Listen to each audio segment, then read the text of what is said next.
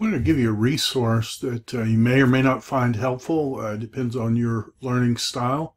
If you're someone who likes charts and likes to see everything on one page, this is a collection of all the possible endings. In Greek, this page will be all the verb endings, and this will be all the noun endings. If there were a magic way that you could just memorize this whole chart, you would have every possible ending in the Greek language, or the vast majority of them.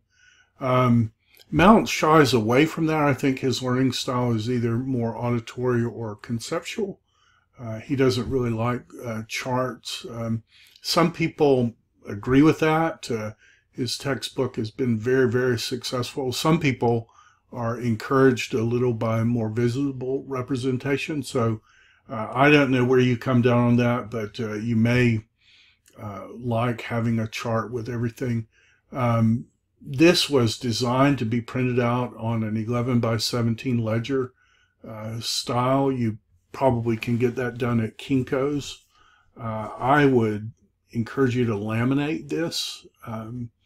It's 2 pages, all the possible verb endings, all the possible noun endings, everything else. So let me just kind of walk through what this is, give you a total overview.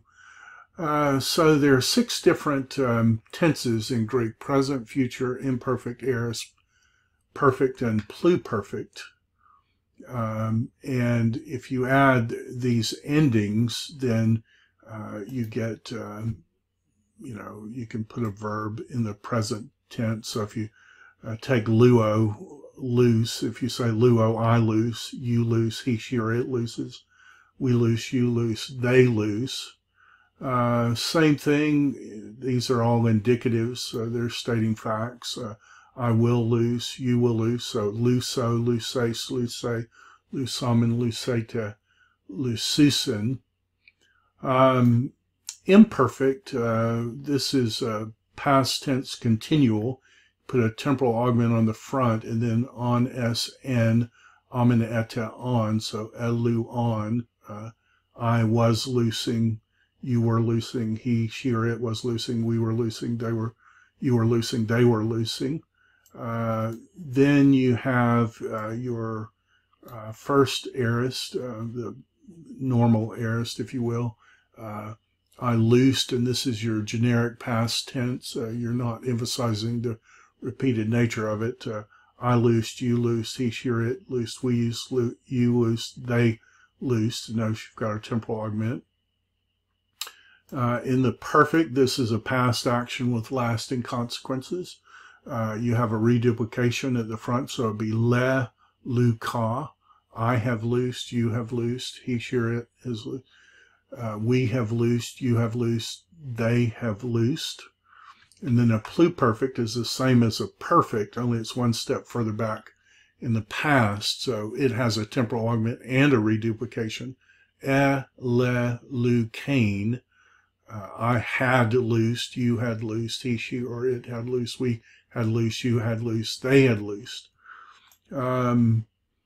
Fairly straightforward. The imperative we've kind of looked at a little bit.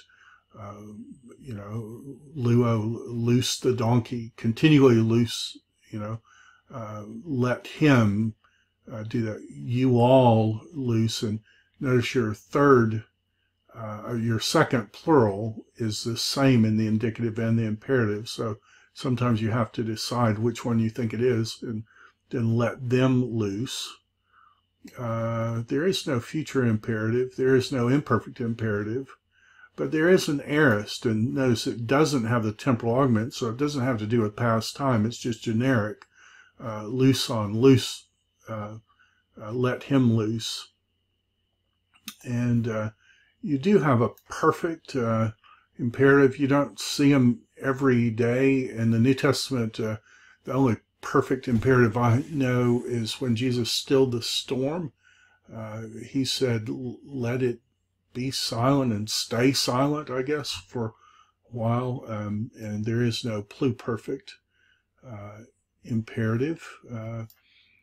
Subjunctive, this is should, would, I should loose, you should loose. There is no future subjunctive. There is no imperfect subjunctive. There is an aorist. Notice no temporal augment again. There is a perfect. There is no pluperfect subjunctive. Sorry about this jumping. The optative is the may, might. So if you think of this as one step removed from reality, this is 2 steps removed, and these will be your ending. There is, oddly enough, a future optative. You don't run across it that often. You don't have an imperfect. You do have an aorist optative, and you do have a perfect optative. The infinitive is the to form of the verb, and then the participle is simply the ing form of the verb. I, loosing the donkey, brought it to Jesus. That's how you'd use that, masculine, feminine, neuter. So Greek does have a middle voice, and the middle voice is a little tricky in that it's not reflexive. You would think it was reflexive, but it's not. It shows a great interest in what's going on. Sometimes it's an interest which is to the benefit of the person. Sometimes it's just a careful attention to something. We don't really have anything like this in English, but these are the endings, and so they have imperatival endings. And the participle is straightforward, asu, but omenos. And then you have a passive voice, and this is where something is acted upon. And you can see in some cases the middle and passive form are the same, and so it's context that will tell you the difference. But this would be I am being loosed, you are being loosed.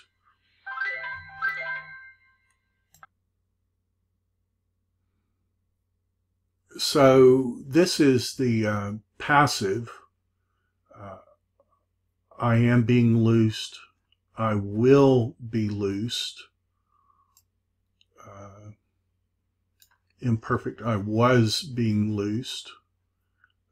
Aorist passive, I was loosed. I have been loosed. The middle passive endings without the linking vowel, but with the reduplication. And then I had been loosed. Those are all your indicatives.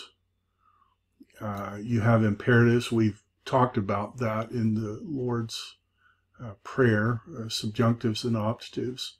And then you have the middle passive ending. So this this handout, when you look at everything, these are all the possible verb endings. So once you know the 6 tenses and then the 6 moods and the 3 voices, well, you can say, well, that's a present, active, indicative. That's a, aorist, passive, subjunctive, and you can see it on the chart, so you may find that helpful. This side may be even more helpful. I don't know. Here, I'll blow it up a little bit. So you have there the definite article. This is the word the. Occurs 1 out of every 7 words in the Greek New Testament belongs to this one chart. So, oh my goodness, to memorize this. Then you have the main noun declension. So main masculines, asu, oon, oi, on, oisus, oi. And you can see, very similar to the definite article, main feminines with the word beginning, ace, ain't, I, own, I, sus, I. And then the neuter, the word work, on, on, own, ois, ah. Now, you may notice that when I give the endings that I'm giving them different from Dr. Mounts. I think in terms of history, Dr. Mounts is a little solipsistic. in that he's the only one who does it his way. If you took Latin or Greek, any university in America, they're going to call this whole thing the ending. I mean, that's a tradition that goes back hundreds and hundreds of years. There's a reason he does it his way, and obviously he's learned Greek very well, but I think he would do well to kind of tell you up front that he's doing it a weird way compared with how everybody else in the free world does it. So normally people would call this whole thing the ending, and call this the root, and call all of this the ending. But read through his way, and at the end of the day, it doesn't matter which way you do it. Whichever one helps you, that's the way you should do it. When you come to the next, so when you work through this chart, memorize the ones on over here first, and then the farther down you go and the farther is the more obscure it will get, but all of this is important. So what is it? Well, this is the relative pronoun, so that's your who or which form, and we'll talk about that later. This is the identifying pronoun. You think of it as he, she, or it, or you can think of it as the word same. Think of this as the this pronoun. This is the that pronoun. This is how you say the following. And see, all of these are related. Once you have one, you can build on it. That's how most people work through this. And then this is an important one, the word all, pas, pantos, panti, pas upon over the top. When you do this one, this section is the most important, and then the rest of these are kind of variations of that. So where normally the feminine has an eta, these are alpha. This is an inconsistent alpha. This is a strange thing, a masculine word, but it has feminine-looking endings. And anytime you talk about skill positions, like a polites or stratiotes, this is the word soldier. It follows this. This is kingdom. This is glory. Then you have same thing with an alpha, young man. Third declensions, the word king, man, geron, old person. If I were only memorizing one third declension, this would be the one I memorize, because these endings, on, ontos, onti, are also your participial endings. So if you flipped over on the other side and looked at the present active participle, it would be the exact same ending. So that's an important one. This is the same ending, only instead of having the new, it doesn't. The noon and the tau, it doesn't have the tau. So straightforward. This is the word for grace, charis. This is the word for city. You can see all these are related. So you kind of get one down and you get many down. This is the third declension, neuter. Ma words usually are result words in Greek. So krima is the result of judgment. Another third declension, neuter, the word generation. Pater, the word father. Mater follows this exact one. Then you have your personal pronouns, I, of me, to me, we, of us, to or for us, us.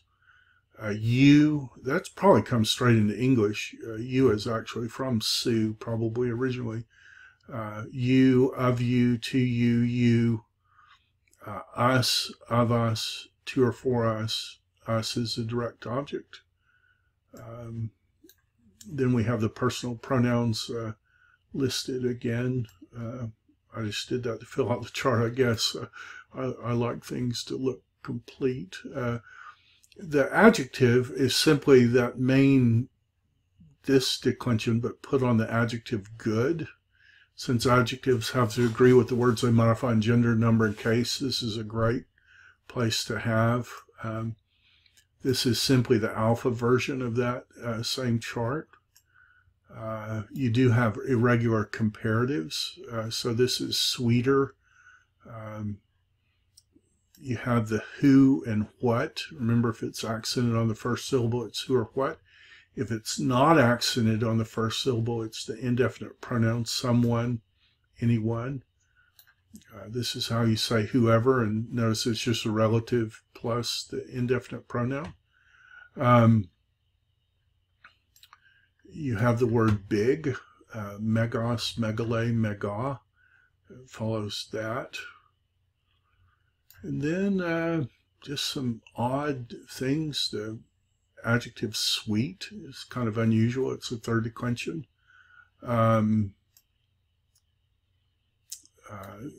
Very strange two-ending adjective. The masculine and feminine forms are exactly the same in neuter, and this is the word certain or sure.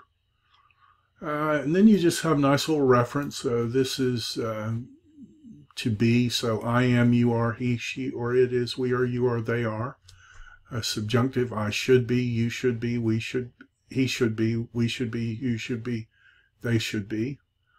The imperfect you're familiar with John 1, NRK, ain, halagos, but it's third there.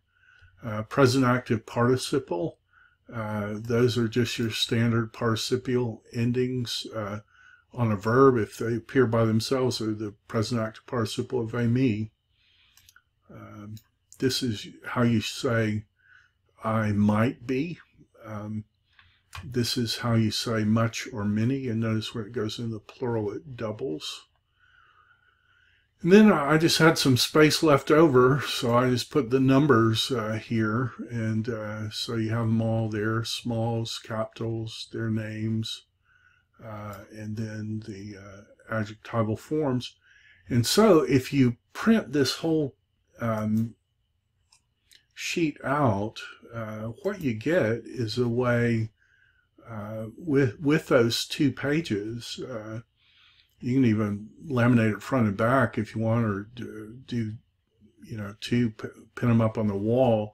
That has every possible thing, and once you can see it, for me, once I could see it all together, it just made so much sense. So I put it here. I hope it helps you read Greek. I hope you get to the place where you can sit down, pour yourself a coffee, and read through the book of Romans, or read through Mark.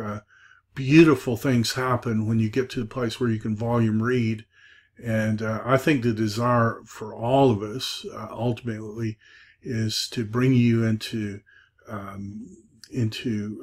this beauty of this text and the theology and the beauty of the God who gave us this text. So I hope this helps. I'll put it on here. This is our gift to you. I hope it helps. Thanks.